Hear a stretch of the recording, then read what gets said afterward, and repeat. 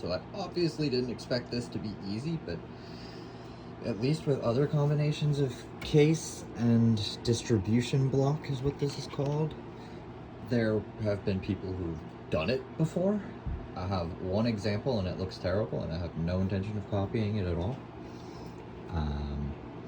So the idea is these holes in this block with a pump in the bottom that puts things where they need to go is these go directly over to your CPU, and then these go over to your GPU, and you can have 2 GPUs if you want to. I assume I can use the second one for my third radiator, but I have to double check that. This is for a radiator, and this is for a radiator. This can also be an inlet for a radiator. So that's confusing because it has an in, but not an out. So that gets weird.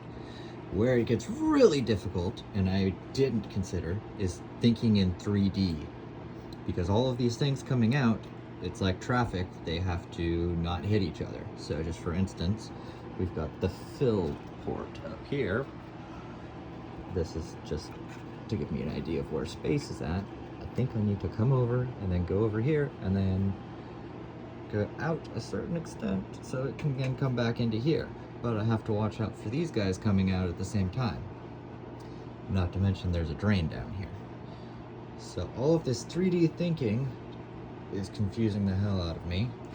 Meanwhile, this little strip here, this is keeping me from mounting this where I think it needs to go. Because if I mount it where they tell me to, then this doesn't fit.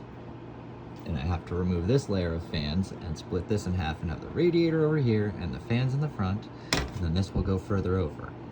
Meanwhile, these top two are very, very close to this guy, and there's not room to make them, it's a really tight squeeze.